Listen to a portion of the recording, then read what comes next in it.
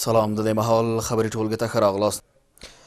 دا هم پوره خبرونه. ولسمشر غني و عبدالله هوکړې ته نږدې شوي دي. یوې سرچینې کابل نیوز ته وویل چې د توافق پر اساس به عبدالله د مصالحي عالي شورا مشري کوي، خو یونس قانوني ځکه د دې هوکړې مخالفت کړی چې غواړي په خپله د مصالحي عالي شورا مشرۍ ته راشي. ویل کېږي چې یونس قانوني له تېرو څو ورځو راهیسې له خپلو پلویانو سره مجلسونه کوي او خپل کسان هڅوي څو د نظام د تغییر غوښتنې په مطرح کولو سره دغه هوکړه ونه شي. بلخوا سپېدار ماڼۍ وایي د دوی د طرحې له مخې د نوي ټول شموله مشارکتي حکومت ایجاد له لارې به موجوده ننګونې پای ته ورسیږي.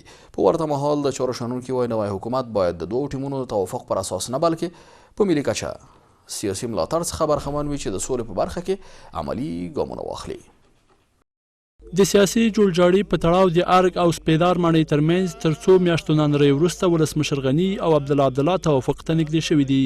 یوې سرچینې کابل نیوز ته ویل چې د عبدالله او اشرف غني ترمنځ د توافق په اساس به عبدالله د مصالحي عالي شورا مشري کوي او د کابینې وزیرانو په شمول به په حکومت کې یو مهمه برخه ورکول کیږي. خو ویل کېږي چې یونس قانوني د دې توافق مخالف دی او له خپلو پلویانو سره په وروستیو مجلسونو کې د نظام د تغییر مسله مطرح کړې څو په دې سره د توافق د ترسره کېدو مخنیوی وشي. ویل کېږي چې یونس قانوني غواړي په خپله د مصالحي شورا مشرۍ ته راشي. اشرف غني او عبدالله د سیاسي بحران پای ته رسولو په هدف توافق ته نږدې شوي دي. عبدالله ته د مصالحي عالي شورا مشري په نظر کې نیول شوې، خو یونس قانوني غواړي په خپله د مصالحي شورا مشري ته راشي. له همدې امله یې وروستیو کې له خپلو پلویانو سره مجلسونه کړي او هغوی هڅوي څو د نظام د تغییر غوښتنې په مطرح کولو سره د توافق مخنیوی وشي. سپېدار ماڼۍ وایي د دوی د طرحې پر اساس د نوي مشارکتي او ملي حکومت ایجاد له لارې به موجودې ستونزې او ننګونې حل شي.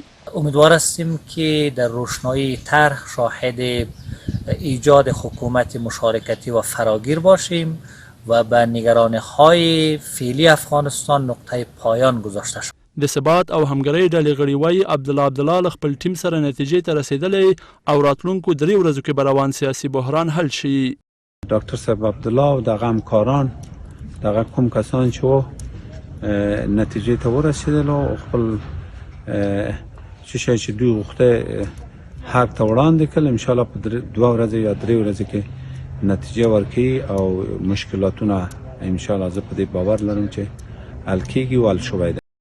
په ورته مهال سیاسي احزاب او د چارو شنونکي باور لري که واک د 2 کسانو ترمنځ تقسیم شي نور جنجالونه او مشکلات به راولاړ کړي. دوی وایي نوی حکومت باید د پراخ سیاسي ملاتړ څخه برخمن وي چې د سولې په برخه کې عملي ګامونه واخلي. که چیرې دا موافقتنامه هم شوې وي، دا موافقتنامه باید ملي وي، یعنی په دې معنا باندې چې یوازې د 2 ډاکټر صاحبانو خبره نه ده، ملت خبره ده او د 2 ډاکټر صاحبانو نه بر علاوه بیرون نور هم ډیر سیاسي احزاب دي، معاصر شخصیتونه دي چې دا ټول په اعتماد کې واخیستل شي. اول یو ملي اتفاق جوړ شي، بیا د ملي اتفاق پر رڼا کې یو پراخ ملي حکومت جوړېدو دپاره لاره هواره شي چې تر څو د سولې دپاره عملي قدمونه پورته کړي. زما په اند باندې د عملي لاره د غیر دی نه د 2-3 ترمنځ موافقه او نور مخالفت دا خو بیا ستونزې نور هم را پیدا کړي. ولسمشر غني او عبدالله په داسې حال کې سیاسي توافق ته نږدې کېږي چې تر دې وړاندې نړیوالې ټولنې په افغان سیاسي مشرانو فشار ډېر کړی و چې د توافق په اساس د سیاسي بحران حلولو له لارې په شریکه د سولې پروسه مخته یوسي. د افغانستان پخواني ولسمشر د ملکي تلفاتو پر زیاتوالي اندېښنه څرګنده کړې ده. د حامد کرزي له مطبوعاتي دفتره په خپره شوې اعلامیه کې راغلي چې د سولې پروسه کې وروستیو پرمختګونو ته افغانان خوشبین وو او ټولو هیله درلوده چې جګړه به پای ته ورسیږي، خو خواشینه ده چې جګړې ته لا هم لمن وهل کیږي. حامد کرزي په جګړه کې پر ښکېلو خواو غوږ کړی چې هیواد کې د روان بحران د پای ته رسولو لپاره د خبرو تفاهم لار غوره کړي او د سولې هڅې ګړندۍ کړي. په هیواد کې د کرونا ویروس د مثبتو پیښو شمېر 1,026 ته لوړ شوی دی. د امر روغتیا وزارت وایي په تېرو 24 ساعتونو کې د کرونا ویروس 13 مثبتې پیښې ثبت شوي چې له دې سره پر کوویډ-19 د اخته کسانو شمېر 1,026 تنو ته ورسېد او له دې ناروغۍ 115 کسان بیرته رغېدلي دي. د امر روغتیا وزارت مني چې 2 نور ډاکټران هم له دې ویروس څخه وفات شوي چې یو جوزجان او بل په کابل کې د شونوزاده خصوصي روغتون مشر دی. بلخوا ولسمشر ماڼۍ هم منلې چې د ارګ 20 کارکوونکي پر کرونا ویروس اخته شوي دي. په ورته مهال اطلاعاتو ته د لاسرسي کمیسیون مسؤلین وایي د کرونا ویروس پر ضد د مبارزې په برخه کې د پیسو مصرف کې باید شفافیت رامنځته شي او که دا کار ونه شي د کرونا بحران به پر فاجعه بدل شي. د کابل ښار او ولایتونو له قرنطین سره هم مهال د کرونا ویروس د مثبتو پیښو شمیر ورځ تر بلې ډیریږي. د عامه روغتیا وزارت وایي چې تیرو 40 ساعتونو کې د کرونا ویروس 30 مثبتې پیښې ثبت شوي چې په دې سره هیواد کې پر کرونا ویروس د اخته کسانو شمیر 126 تنو ته لوړ شو. د کرونا تازه پیښو له جملې 15 کابل کې، 6 هرات کې، 4 لغمان کې، 4 کونړ کې، 1 ننګرهار کې. چارواکي وایي له دې ناروغۍ 16 کسان وفات شوي او 115 بیرته ترې روغ شوي دي. 10 مثبتو پیښو سره زموږ مجموعي شمیره د مثبتو پیښو په ټول افغانستان کې 1026 ته رسیږي.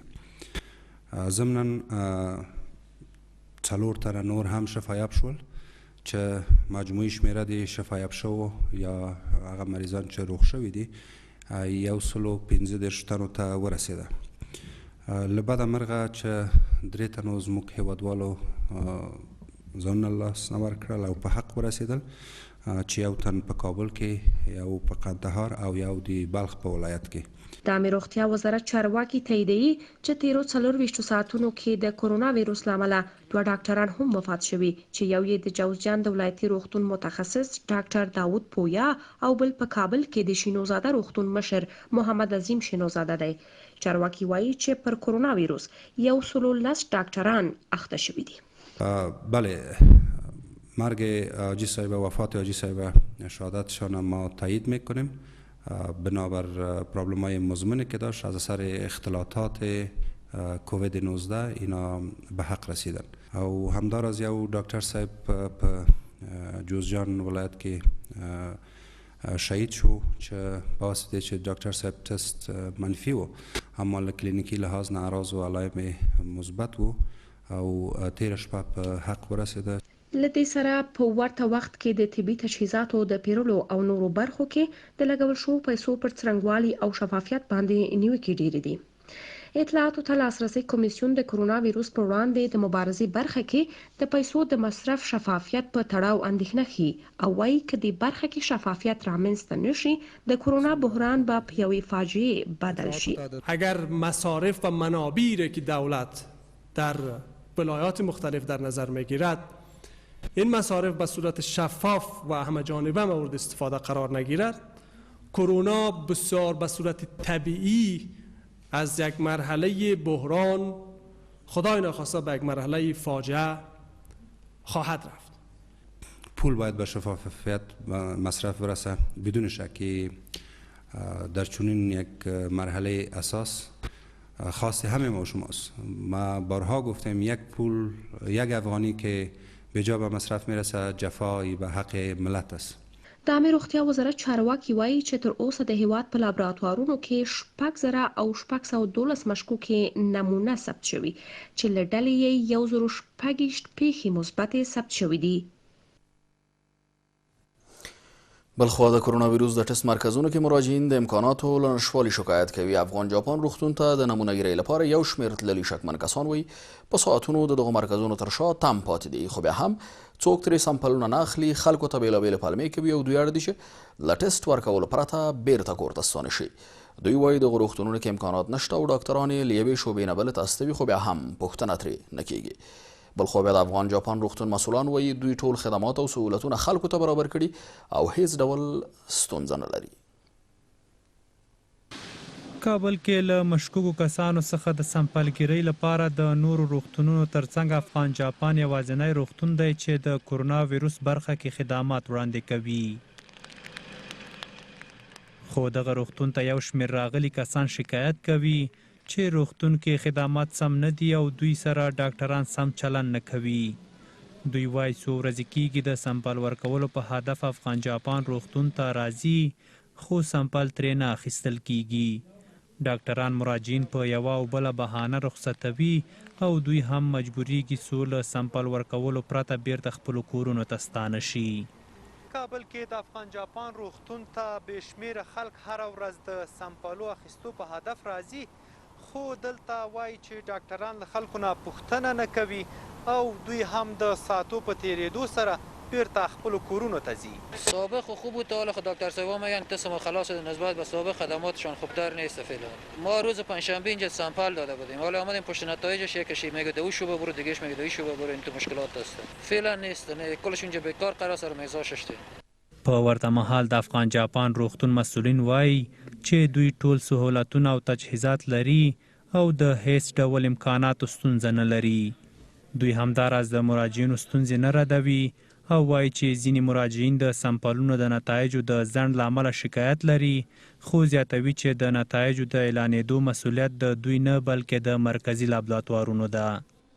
یک نرس، دکتر، کارگر خدماتی در لابراتوارهایی که فعلا دمی فقط در اتاقی که ما مریض مثبت داریم یا مریض بیشتر است، فعلا در اتاق فقط مصروف خدمت می باشه بخش از مردم. کسانی که شکایت میکنه او فقط تنها از نتیجه لابراتواریش چی داره مشکل داره که نتیجه لابراتواریش مشکلش مربوط میشه به لابراتوری مرکز. په ورته مهال د عامې روغتیا وزارت هم په ځینو روغتونونو کې د ټیسټ کیټونو نشتوالی تاییدوي، خو وایي چې د روغتیا نړیوال سازمان به 15,000 کیټونه د دوی په اختیار کې ورکړي او دوی هم هیله لري چې له نورو لارو 10,000 کیټونه ترلاسه کړي. امیدواری های زیادی است که بتونیم حتی در حدود 100,000 به دست بیاریم که انشالله مشکل ما از این بابت مرفوع خواهد شد. امروز با رسیدن 5,000 پس فردا هم 3,000 کت دیگه از یک منبع دیگه به دسترس ما میرسه. 10,000 کت هم نتورک پولیو خریداری میکنه که مشکلات زیاد با مرفوع خواهد شد. په ورته وخت کې افغان جاپان روغتون کې د امکاناتو نشتوالي په تړاو د ډاکټر یوسف اریوبي د کورنۍ غړو تر شکایتونو شاوخوا یوه اونۍ وروسته د عامې روغتیا وزارت د اریوبي د کورنۍ ټول غړي د ټیسټ او معایناتو لپاره د دارالمان ماڼۍ د تجرید مرکز ته انتقال کړل. د کرونا ویروس د تشخیص مرکزونو او روغتونونو کې د امکاناتو نشتوالي په تړاو نیوکې داسې مهال دي چې دا مهال په هیواد کې د کرونا ویروس د مثبتو پیښو شمیر تر 0 اوښتی دی. که د برېښنا شرکت طرح عملي نشي وارداتي برېښنا پرې کیږي. د برېښنا شرکت مسؤلین وایي د پیسو له شدید کمښت سره مخ دي. که چیرې لوړ مشترکین د برق پورونه ادا نه کړي او له دې شرکت سره 50 میلیونه ډالر مرسته ونه شي وارداتي برېښنا به قطع شي. د افغانستان د صادراتو پرمختیا ټولنه هم اندېښنه څرګندوي چې د برېښنا پرې کېدل به پر صنعتي او تولیدي برخې منفي اغیز ولري.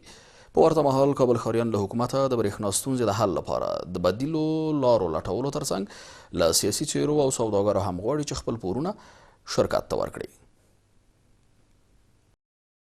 د برېښنا شرکت له مالی بحران سره مخ دی. د برېښنا شرکت حکومت ته 3 طرحې وړاندې کړي چې پر اساس باید لوړ مشترکین یعنی هغه دولتي ادارې چې له 2 دورو قرضدار دي باید خپلې پیسې تحویل کړي. دویم له ډیپلوماتیکو لارو هلې ځلې وشي او د دې ترڅنګ مالیې وزارت برېښنا شرکت ته 50 میلیونه ډالر پور ورکړي. د برېښنا شرکت مسؤلین وایي که دا ستونزه حل نشي مجبور دي چې وارداتي برېښنا پرې کړي او له کورنیو سرچینو استفاده وکړي چې یوازې 20% برېښنا به لوړ مشترکینو ته ورسول شي. مالی محترم وزارت هم او د افغانستان دولت خپل وړاندیز کړی ترڅو تر 50 میلیونه ډالر پورې پرته د ټکټانې نه موږ ته پیسې راکړي چې دغه پیسې یا د IMF لخوا یا د نړیوال بانک یا صحیح بانک یا هم د خپل د حکومت د بودیجې نه موږ ته راکړل شي چې که دغه ستونزه حل نشي موږ دغه پیسې ورکړو ترڅو دغه برېښنا پرې نشي. که دغه موارد تطبیق نشي د پیسو تحویلول یو، دویم د ډیپلوماتیکو لارو حل او یا هم د قرضې موږ مکلف یو مجبور یو چې یا برېښنا 50% د واردات څخه واخلو یا هم واردات 0 ته ورسوو. د برېښنا پرې کېدو په تړاو د برېښنا شرکت تر خبرداري وروسته د صنعتکارانو ټولنه هم په دې تړاو اندېښنه ښیي. د افغانستان د صادراتو د پرمختیا ټولنه اندېښنه ښیي که برېښنا پرې شي پر صنعتي او تولیدي برخو باندې به ناوړه تاثیرات ولري. ویروس بزرگ در افغانستان که ویروس وضعیت سیاسی کشور است و ویروس کرونا و گپ خشن درشتی را که از رئیس اداره برشنا هموطنای ما شنیدن که نبود عواید برای اداره برشنا و پرداختش برای ازبکستان یک تاثیر بسیار کلی را بالای تولیدات و بخشای صنعتی افغانستان گذاشته. په ورته مهال کابل ښاریان له حکومت څخه غواړي چې په سملاسي ډول د برېښنا ستونزې حل لپاره بدیلې لارې ولټوي او دا ډول د سیاسي څیرې او پانګوال هم برېښنا شرکت ته خپل پورونه ادا کړي. صرفه برق طبعا سر مردم به حالت آمده که همین کرونا ویروس که هست اقتصاد مردم پایین آمده، اکثر مردم نان خوردن خود نداره. اما میخواهیم از سرمایه‌دارای ما که کسایی که مثلا قرضدار از شرکت برشنا هستند از اونها میخواهیم که صرفه برق خود تحویل کنند. حکومت کوشش های خود داشته باشه که راه حلش پیدا کنه، به خاطر که مردم هم بسیار پریشان است و مردم بسیار بیچاره است، به خاطر که بعضی وقتا در پایتخت هیچ برق نمی باشه و مردم جگرخون است دیگه، برق پرچاوی زیاد داره، باید راه حلش حکومت پیدا کنه. برېښنا شرکت په داسې حال کې د برېښنا قطع کېدو په تړاو خبرداری ورکوي چې د کرونا ویروس له امله عام خلک له حکومت څخه د برېښنا مصارفو د کموالي غوښتنه کوي. په همدې حال کې مالیې وزارت وایي د کرونا ویروس له امله سږ کال د ملي عوایدو کچه 10% کمه شوې. د مالیې وزارت وایاند وایي سږ کال د ملي عوایدو کچه 208 میلیارد افغانۍ اټکل کړې وه، خو که وضعیت همداشان دوام وکړي ښایي تر 150 میلیارد افغانۍ عواید راټول شي چې 9 میلیارده کمیږي. په ورته مهال د اقتصادي چارو شنونکي وایي له کرونا ویروس سره د مبارزې په برخه کې د حکومت تګلاره ناکامه ده او د سږ کال د عوایدو کچه تر هغې کمه ده چې حکومت اعلانوي. شنونکي وایي که حکومت پر خپلې تګلارې بیا کتنه ونه کړي ښایي د پرمختیایي پروژو ترڅنګ ګڼې نورې برخې زیانمنې شي. په افغانستان کې د کرونا ویروس خپرېدو د افغانستان اقتصادي ودې، کاروبار او سوداګري له ستونزو سره مخ کړي. د مالیې وزارت وایي چې سږ کال دوی د ملي عوایدو کچه 208 میلیارده افغانۍ اټکل کړې وه، خو د کرونا ویروس له امله د تیر کال همدې مودې په پرتله سږ کال د عوایدو کچه 10% کموالی ښیي. د مالیې وزارت وایاند وایي که وضعیت همداسې دوام وکړي تر 5 میاشتو به د عوایدو کچه 119 میلیارده افغانیو ته راټیټه شي چې په دې سره به سږ کال 9 میلیارده افغانۍ عوایدو کې کموالی راشي. د کرونا مرض په ټول هیواد کې سوداګریز فعالیتونه، واردات او صادرات تقریبا بند کړي دي او د دې اغیز په عوایدو باندې هم شته دی. که موږ خپله راټول شوي عواید تر نن پورې د تیر کال سره پرتله کړو همدا وخت نو تقریبا څه د باندې 10% کموالی لرو او که چېرته وضعیت همداسې ادامه پیدا کوي تر آینده 5 میاشتو پورې زموږ ملي عواید تر منفي اغیز لاندې راشي او تقریبا وبه کولی شو چې 150 میلیارده افغانۍ راټول کړو او که دا ادامه کوي تر کال تر پایه پورې نو بیا تر هغه پورې وضعیت بیخي خرابېږي او موږ ایله وکولی شو چې د 130 یا 40 میلیاردو پورې راټول کړو. چارواکي وایي د ښارونو قرنطین، د داخلي تولیداتو کمښت او په وارداتو کې کموالی د ملي عوایدو کموالی اساسي علت دی. خو د اقتصادي چارو شنونکي وایي چې کرونا ویروس سره د مبارزې برخه کې د حکومت تګلاره ناکامه ده او د افغانستان له اوسنیو شرایطو سره برابره نه ده. شنونکي وایي چې حکومت د سوداګرۍ برخه کې قوانین سخت کړي، پانګه له هیواده وتلې او د عوایدو کچه له 10% ډیره کمه شوې. له دې نه مخکې کمال راغلی ولې دوی به پیش پرداخت له لویو کمپنیو نه اخیسته، عواید به یې جګ ښودل. ځکه عواید له څه شي نه زیاتېږي؟ عواید له سرمایه‌ګذارۍ نه زیاتېږي چې سرمایه‌ګذاري وشي، صادرات واردات وشي. ولې متاسفانه په تېرو کلو کې قوانین سخت شوي دي او په افغانستان نه فرار کړی دی سرمایه‌ګذارو او اوس خو قرنطین دی، ګمرکونه هم تقریبا هغسې مالونه او هغسې صادرات واردات نه کېږي. نو طبعا دا 10% نه دی بلکې دا فیصدي ډېره زیاته جګه ده. زموږ اقتصادي وضعیت ته نه یوازې کرونا ویروس د خپرېدا له امله بلکې سیاسي جنجالونو هم د موږ اقتصاد ته لوی زیان اړولی دی چې ښه مثال یې د امریکا حکومت $1 میلیارډ مرستې کمیدل وه چې د همدې سیاسي مشرانو د اختلافاتو له امله په افغانستان باندې $1 میلیارډ مرستې کمې شوې. بل طرف ته په کورنیو عوایدو کې 20% ټیټوالی رامنځته شوی دی. اقتصادي وده مو ورځ تر بلې په راټیټېدو ده چې اوس مهال د صفر طرف ته موږ روان یو چې دا هم کولی شي په افغانستان کې یو لوی اقتصادي بحران رامنځته کړي. د کرونا ویروس له امله تر 10% زیات د ملي عوایدو کموالي په تړاو څرګندونې داسې مهال دي چې د چارو شنونکي خبرداری ورکوي که وضعیت همداسې دوام پیدا کړي ښایي افغانستان له یو بل اقتصادي بحران سره مخ شي. کابل ښاریان د خوراکي او نورو توکو د بیو له لوړوالي شکایت کوي. د کابل اوسیدونکي وایي له یوې خوا ښار قرنطین او د کار زمینه نه ده برابره، او له بله پلوه د لومړنیو توکو بیې په بېسارې توګه لوړې شوي و، هېڅوک پرې کنټرول نه لري. په ورته مهال د سوداګرۍ او صنایعو خونه وایي حکومت نه د بنادرو په خوشي کېدو کې کار کوي او نه هم د دوی وړاندیزونو ته پاملرنه نه کوي. په ورته مهال د حکومت لخوا د مرستو د ویش په تړاو کابل نیوز ته رسېدلي تصویرونه ښیي چې په ډېری سیمو کې د دغو مرستو یوه برخه بېوزله کسانو ته ورکړل شوې او نور یې د څو کسانو ترمنځ ویشل شوي دي. په افغانستان کې د کرونا ویروس د مثبتو پیښو له زیاتوالي او د روژې میاشتې په رارسېدو سره د خوراکي او غیر خوراکي توکو بیو کې هم د پام وړ لوړوالی راغلی. کابل ښاریان وایي چې د ټولو توکو قیمتونه 2 برابره لوړ شوي چې په اوسني وضعیت کې ټول خلک اندېښمن کړي او بېوزله کسانو د توکو د پیرلو توان نه لري. دوی وایي حکومت باید د خوراکي او غیر خوراکي توکو د بیو د لوړېدو مخنیوی وکړي. ما واخیسته یو من پیاز مخکې په 220 230 روپۍ افغانۍ وي او اوس چې دی په 400 افغانۍ دي. همداسې الوګان په مخکې په 200 روپۍ من اوس په 320 په 330 روپۍ من دي. په افغانستان کې قیمتونه 50% لوړ شوي دي. په ځینو ځایونو کې او په ځینو ولایتونو کې د 50% څخه هم ډېر لوړ شوي. موږ یو وارداتي هیواد یو که چیرې همدغسې دوام ولرو بې له شکه چې موږ د یو جدي بحران سره مخامخ کیږو. په ورته مهال د حکومت له لوري پر بېوزله کسانو د خوراکي توکو د ویش بهیر کې هم د فساد اندېښنې موجودې دي. په دغه ویډیو کې چې کابل نیوز ته رارسېدلې لیدل کیږي چې له بېوزله کورنیو سره مرسته شوي توکي یوازې د څو کسانو ترمنځ ویشل شوي دي.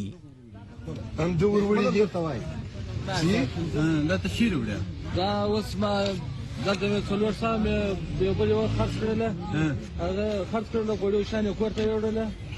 چا خرڅ کړله؟ دلته ډاکټر شفاخانې سره دواخانه کې 400 مې هغه خرڅ کړله، اوس 200 مې پکښې دي. په ورته مهال د سوداګرۍ او صنایعو خونه وایي چې د کرونا ویروس له امله هغو هیوادونو چې افغانستان سره یې د وړو او غنمو د مرستې ژمنې کړې وې په خپلو صادراتو کې کموالی راوستی. دوی وایي حکومت ته یې د وضعیت د ښه کېدو په هدف وړاندیزونه کړي خو هیڅ ډول اقدام یې نه دی کړی او زیاتوي که وضعیت په همدې ډول دوام وکړي هیواد به له جدي بحران سره مخ شي. که دا وضع داسې ادامه وکړي متاسفانه چې او دولت هم په دغه شانتي یو موقف کې چې هېڅ نوی اقدامات نه کوي او تنها په جلسو باندې اکتفا کوي، زه په دې باور یم چې وضع به د دې نه ډېره بحراني شي او د افغانستان خلک متاسفانه چې ډېر مجبور خلک دي، په جنګ ځپلي خلک دي، ډېر به وځورېږي. د کابل په شمول په ولایتونو کې د خوراکي او غیر خوراکي توکو بیه په داسې حال کې لوړېږي چې یو ځل بیا د یوې بورۍ وړو بیه له 2000 افغانیو پورته شوې او د نورو خوراکي توکو په بیو کې هم د پام وړ لوړوالی راغلی دی.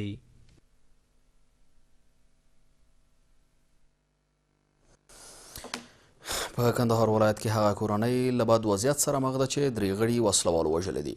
د دې کورنۍ سرپرست وایي 2 زامن او خاوند یې 3 ورځې مخکې د وسلوالو په کمین کې وژل شوي خو د 3 ورځو په تېرېدو تر اوسه هیڅ چا د دوی پوښتنه نه ده کړې. د وژل شویو پولیسو د کورنۍ غړي وایي خاورو ته د خپلو عزیزانو تر سپارلو وروسته یې اوس په کور کې د ګټې وټې څوک نه دي ورپاتې او هیڅ کومې حکومتي چارواکي تر اوسه د دوی پوښتنه کړې. له وژل شویو پولیسو څخه په کور کې ښځې او ماشومان پاتې دي او اوس د کورنۍ د سرپرستۍ لپاره څوک نه لري. دا په کندهار ولایت کې د هغو 3 تنو پولیسو سرتیرو د کورنۍ غړي دي چې 3 ورځې مخکې د طالبانو په کمین کې وژل شوي دي. د وژل شویو پولیسو د کورنۍ د غړو ویر تازه دی او په خپلو عزیزانو پسې فریادونه کوي.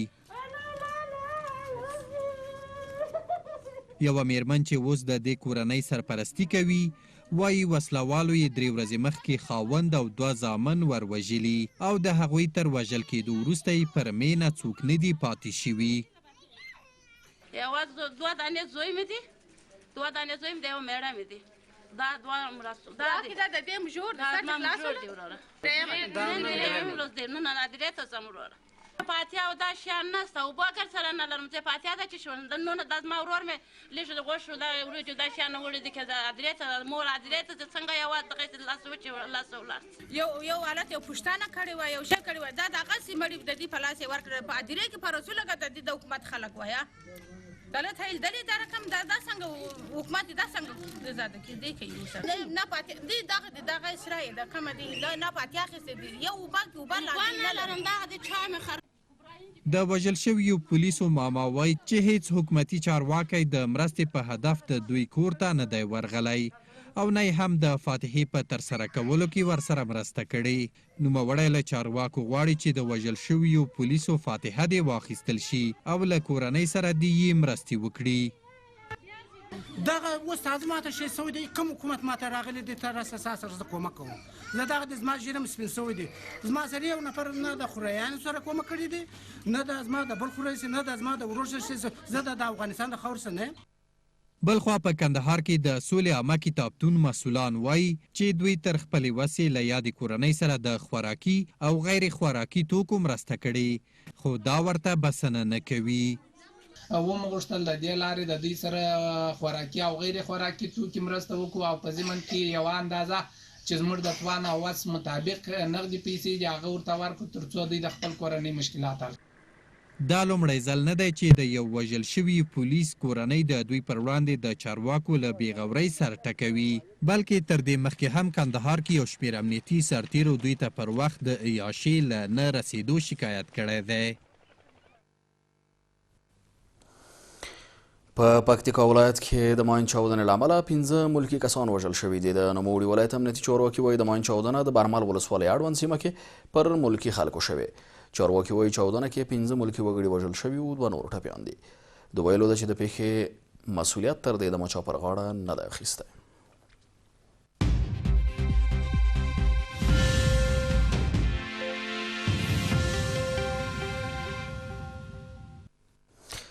بیا هم ښه راغلاست. او په نړۍ کې پر کوویډ-19 ناروغۍ د اخته کسانو شمېر 2,440,000 کسانو ته رسېدلی دی. د ناروغۍ تر دوشنبې ورځې د نړۍ په کچه له 1,680,000 ډېر کسان مړه کړي او 640,000 ترې بېرته رغېدلي دي. له دې سره په تېرو 24 ساعتونو کې د کرونا ویروس د قربانیانو ورځنۍ کچه د تېرو څو ورځو په پرتله کم او له 5,000 راټیټه شوې ده. د امریکا متحدو ایالاتونو لا هم د دې ویروس د مثبتو پیښو له دې کبله د مړینو له اړخه د جدول په ساره کې ځای لري. کوویډ-19 ناروغۍ تر دې دمه د هیواد کې نږدې 140,000 کسان مړه او 265,000 نور اخته کړي دي.